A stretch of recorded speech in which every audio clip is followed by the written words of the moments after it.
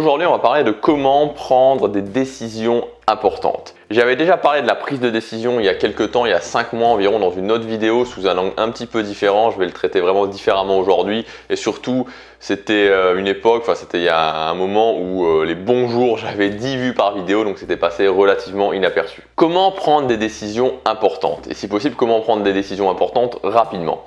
Une décision importante, c'est quoi? C'est donc une décision, donc vous avez plusieurs choix dans votre vie, vous êtes une sorte de carrefour, le choix A, le choix B généralement, mais parfois aussi le choix C, le choix D, mais la plupart du temps, il y a vraiment deux choix, deux options différentes, et ces deux options vont avoir un impact important et immédiat sur votre vie. C'est-à-dire que vous alliez sur le choix A ou que vous alliez sur le choix B, il va y avoir directement un très fort impact dans votre vie. Ça peut être par exemple, vous êtes dans un travail et il y a quelqu'un d'autre qui vous propose une promotion dans un autre job et vous vous dites est-ce que je quitte mon travail actuel pour aller dans un autre job avec une promotion, mais est-ce que ça va bien se passer?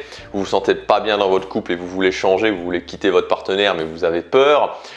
Vous êtes étudiant, vous voulez arrêter vos études pour peut-être lancer votre entreprise ou faire autre chose.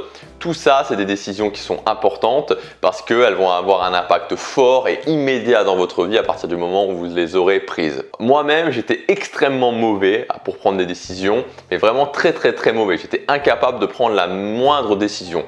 Aujourd'hui, si je me permets de vous donner des conseils à ce sujet-là, c'est pas que je suis excellent sur le fait de prendre des décisions importantes, mais c'est surtout que là où je suis parti, où j'étais dans l'incapacité totale de prendre la plus petite décision, où là où je suis arrivé aujourd'hui, il y a quand même pas mal de chemin qui a été effectué. Je suis assez content de ce chemin que j'ai effectué parce que c'était un gros point faible chez moi. Évidemment, je dois encore m'améliorer, mais je pense que je peux vous donner quelques clés qui vont pas mal vous aider si vous vous retrouvez et vous allez forcément vous retrouver à devoir prendre des décisions importantes dans votre vie. Premièrement, c'est de s'entraîner sur les petites décisions. C'est une illusion vraiment de penser qu'on va pouvoir prendre des grandes décisions, des décisions qui ont de l'impact si on n'est pas capable de choisir ce qu'on va regarder à la télé ce soir, où est-ce qu'on va aller manger au restaurant, ou là où on va partir pour les prochaines vacances. C'est vraiment une illusion.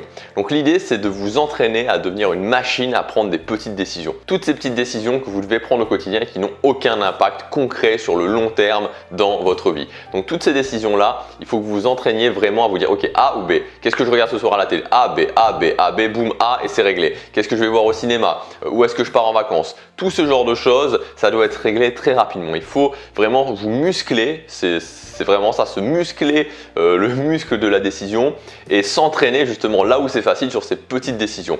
Quand vous serez ok avec le fait de prendre plein de petites décisions rapidement en moins de 10 secondes, ça sera plus facile déjà d'envisager de prendre des grandes décisions rapidement. Deuxième point, c'est de casser le mythe de la bonne décision. Pourquoi beaucoup de gens, et j'en fais partie, ont du mal à prendre des grandes décisions, des décisions qui ont beaucoup d'impact? C'est parce que on a l'impression que vous avez un choix A, que vous avez un choix B et que entre ces deux choix, il y a la bonne et il y a la mauvaise décision. C'est-à-dire que il faut choisir à un moment donné, se dire ok, je dois faire ça, mais il va y avoir le bon choix, le mauvais choix, le bon choix, le mauvais choix. Et pour se soulager, il faut comprendre que c'est faux.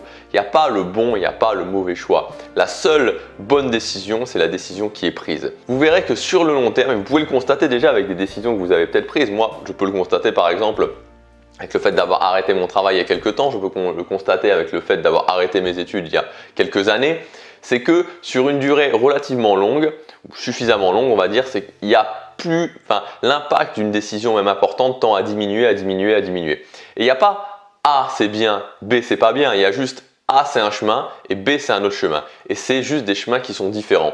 Alors après on peut imaginer, c'est un niveau plus spirituel, que de toute façon si vous croyez à une sorte de destin, si vous croyez que vous êtes là pour faire certaines choses, dans tous les cas il y aura des bifurcations et vous reviendrez au chemin que vous deviez prendre. Troisième point, essayez d'aller au-delà de la peur de la décision. Pourquoi? Tout simplement parce que quand on veut prendre une décision, on va avoir tendance, et c'est logique, à s'imaginer qu'est-ce qui va se passer dans ce cas-là et qu'est-ce qui va se passer dans ce cas-là.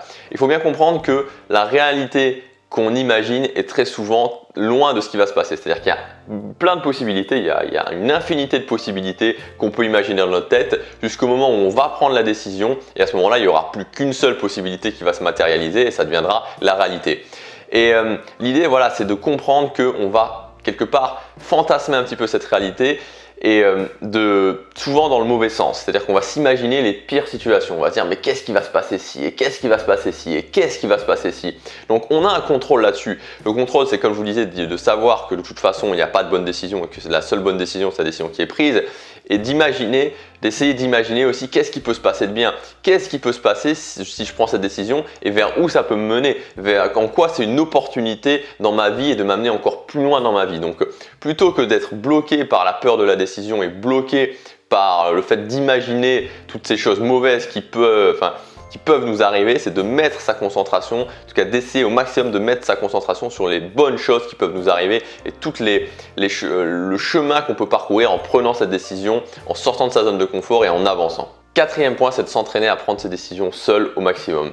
C'est-à-dire que derrière chaque décision, il y a une récompense, il y a le fait d'avancer, et si vous ne prenez pas la responsabilité de vous-même de prendre cette décision, vous laissez les autres quelque part décider à votre place, c'est les autres qui vont être récompensés, vous n'aurez pas le bénéfice de la prise de décision, vous n'aurez pas tout le bénéfice que ça va apporter. Donc même si c'est pas facile, même si des fois vous ne saurez pas quoi faire, même si vous vous dites ok, presque vous pouvez tirer pas tirer à pile ou face, mais vous dire ok, j'ai pas d'idée, je sais pas s'il faut aller vers le A, je sais pas s'il faut aller vers le B, de quand même, ok, vous pouvez prendre les avis, mais de prendre vos décisions seul, parce que il faut s'entraîner vraiment à avancer seul. Il faut toujours être dans cette optique qu'on a la responsabilité de sa vie et que personne de toute façon peut faire nos choix à notre place. Il n'y aura pas toujours quelqu'un pour vous guider, donc l'idéal c'est vraiment d'essayer au maximum de prendre ces décisions, particulièrement les décisions importantes, seul. Cinquième point, c'est de prendre conscience qu'à partir du moment où vous allez prendre une décision, quoi qu'il se passe, et même si sur le très court terme, vous deviez vous dire ok, peut-être que j'aurais pas dû prendre cette décision, peut-être que j'aurais dû aller dans l'autre sens. Dans tous les cas, vous aurez avancé. Dans tous les cas, ça va provoquer des effets qui vont provoquer des conséquences, etc., qui vont vous forcer à avancer dans votre vie. Le plus dangereux, la chose la plus mauvaise dans la vie, c'est l'inertie. Et c'est ce qui se passe chez énormément de gens, c'est-à-dire qu'on a peur de prendre une décision, on a peur de prendre l'autre décision, donc on ne fait rien, on ne bouge pas. Et on se retrouve dans une vie qui est frustrante parce qu'on n'avance pas, on est bloqué par ses peurs, on a un rideau de peur tout autour de nous, et dès qu'on veut faire un pas en avant, on a ses peurs et on n'ose pas, et on reste dans une situation qui ne nous convient pas. Il faut s'entraîner un petit peu des fois, se jeter dans le vide. Prendre une décision importante, c'est un petit peu comme se jeter dans le vide, se dire ok, je fais confiance, je sais que je vais y arriver et je prends cette décision.